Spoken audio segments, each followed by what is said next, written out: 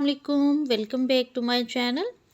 पुरानी सब्जियां काफ़ी हद तक जो है वो फ्रूटिंग दे चुकी हैं। नए बीज लगाने का बहुत अच्छा टाइम आ चुका है। अगर आपने अभी तक किसी भी सब्ज़ी के बीज नहीं लगाए तो अभी भी देर नहीं करें, मेरे साथ साथ आप भी बीज डालना स्टार्ट कर दें। आज आपके साथ मैं बीज लगाना शेयर करूँगी कि जो गर्मियों की सब्ज़ियाँ हैं उनके कौन कौन से बीज मैं लगा चुकी हूँ और कौन कौन से हम लगाने वाले हैं।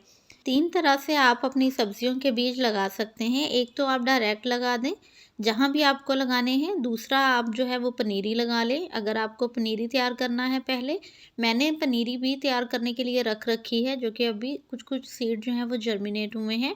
और एक और तरीका है जो कि ऑलरेडी मैं एक वीडियो शेयर कर चुकी हूँ लास्ट समर, कि आप जो है वो कैसे अपने सीड को जर्मिनेट करवाएं टिश्यू पेपर के थ्रू, और उसके बाद उनको आप अपने पॉट्स में डायरेक्ट लगा लें। इससे बहुत अच्छी रूटिंग आती है, आपके प्लांट बहुत अच्छे तैयार होते हैं। सीड जितना भी मोटा हो, इस तरह से अगर आप उसको जर्मिनेट करवाते हैं तो उनकी बहुत जल्दी रूट आती हैं और फिर लगाने में भी आसानी रहती है।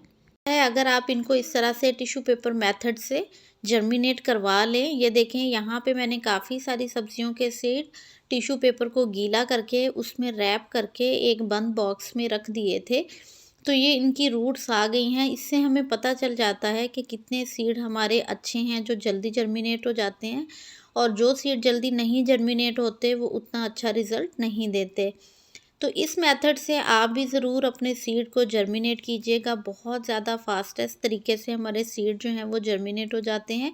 मैंने डिफरेंट सब्जियों के इस तरह से, ये देखें, सीड जो हैं वो रखे थे, और डिब्बे को बंद करके आपने गर्म जगह पे रख देना है, जहाँ पे इसको हीट मिले और नमी भी बनी रहे। तो आपकी सीड जो है वो 2 से 3 दिन में इस तरह से रूट्स निकालना शुरू कर देते हैं।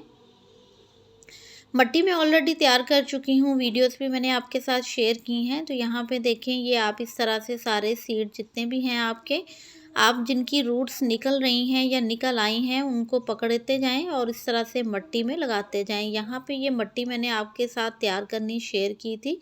उन्हीं बाल्टियों में अब मैं ये ककड़ी के बीज हैं 2, तो 2-2 लगाऊंगी, क्योंकि ये बाल्टी है 12 इंच की, तो इसमें ये 2 अच्छे से चल जाएंगे। जो पौधा हेल्दी होगा वो हम रख लेंगे, इसलिए 2-2 लगा रही हूँ। आप चाहे तो 3 भी लगा लें। तो उसमें से 2 हेल्दी हम पौधे रख लेंगे और जो हेल्दी नहीं होंगे उनको हम निकाल देंगे। तो ये 2 बकेट में मैंने ककड़ी के सीड डाल दिए हैं। एक बकेट में और डालूँगी, 3 बकेट में मेरे जो पौधे हैं वो ककड़ी के तैयार होते रहेंगे। उसके अलावा जो बाकी बीज होंगे वो हम देखेंगे, अगर हम चाहिए होंगे तो हम उनको सेपरेट पॉट में पनीरी तैयार कर लेंगे। सो इस तरीके से आप लगाएंगे तो आपके बीज बहुत जल्दी और बहुत अच्छे से ग्रो होंगे। यहाँ पे हैं भिंडी के सीड, तो बाल्टी में मैं रखूँगी 2-2 पौधे, लेकिन सीड मैं इसमें 4 से 5 डाल रही हूँ। हाइब्रिड सीड हैं। उम्मीद है कि सारे निकल आएंगे, लेकिन अगर सारे नहीं भी निकलते तो उसमें से जो 2 से 3 हेल्दी पौधे होंगे वो हम रहने देंगे, और जो हेल्दी नहीं होंगे उनको हम निकाल देंगे। बहुत ज़्यादा डीप आपने नहीं दबाना है बीज को बस आपने ऊपर रख के हल्की सी मट्टी से कवर कर देना है और फिर पानी दे देना है। पानी भी आपने हल्के हाथ से देना है, ताकि आपके जो बीज हैं वो ज़्यादा नीचे ना चले जाएं, और ना ही आपको इतना पानी देना है कि आपके बीज गल जाएं अंदर ही और आपका प्लांट उगे ही ना। तो 12 इंच की जो बकेट्स हैं वो बहुत अच्छी रहती हैं इस तरह से बीज लगाने के लिए। तो कुछ लौकी के बीज थे, कुछ तोरई के, और इसी तरह कुछ जो थे वो करेले के थे। वो इसी तरह मैंने जितने भी मेरे खाली तैयार शुदा पौधे गमले हैं या ग्रो बैग्स हैं, उन सब में मैंने इसी तरह से डाल दिए हैं। ये चिली के मेरे प्लांट हैं, जिनमें कि माशाल्लाह ग्रोथ दोबारा से अच्छी हो गई है। यहाँ मैंने पालक के सीड डाले थे, तो आप देख सकते हैं पालक जो है वो बहुत अच्छे से ग्रो हो गई है और काफ़ी अच्छी ग्रोथ आई है जहाँ जहाँ हमने सीड डाले थे। यहाँ मैंने कुछ मेथी के दोबारा सीड डाले थे, क्योंकि माशाल्लाह रमज़ान आ रहा है तो हम इनको इस्तेमाल करेंगे किसी न किसी चीज़ में। तो इसलिए थोड़े से मैंने 2-3 पॉट में मेथी के दोबारा सीड डाल दिए थे पालक के साथ। जितनी मैंने बकेट तैयार की थी ये 12 से 14 इंच वाली, इन सब में मैंने भिंडी के सीड डाले हैं, और साथ में कुछ हम टमाटर के पौधे शिफ्ट करेंगे, और साथ ही ब्रिंजल के भी 2 से 3 पौधे इनके मैंने सीड लगाए हैं। ब्रिंजल के तो अभी नहीं जर्मिनेट हुए, लेकिन टमाटर के मेरे पौधे जो हैं वो जर्मिनेट हो गए हैं और एक एक उनमें ट्रू लीफ आ रहा है। जब वो थोड़े से और बड़े हो जाएंगे तो फिर उनको हम शिफ्ट करेंगे।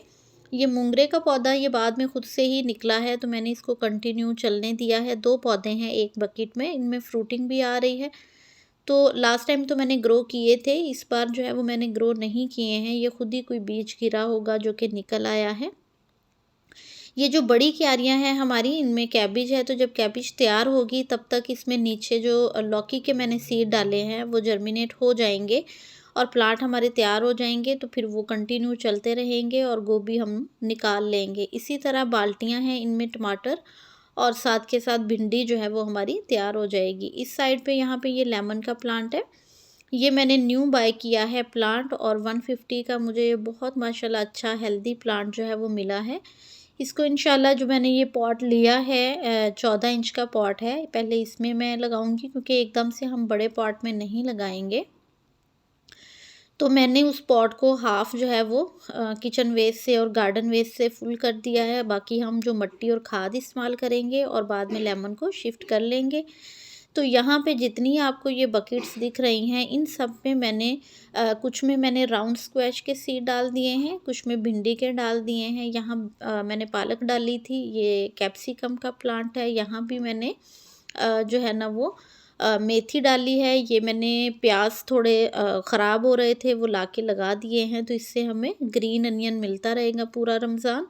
तो इसी तरह आपने भी अभी सीड नहीं लगाए हैं तो अभी लगा लें, क्योंकि फिर बहुत देर हो जाएगी और आपके सीड जो हैं वो जर्मिनेट नहीं हो पाएंगे। जर्मिनेट हो भी जाएंगे तो वो बहुत अच्छी फ्रूटिंग नहीं देते हैं। जितना टाइम से हम लगा लें उतना हमारे लिए अच्छा रहता है।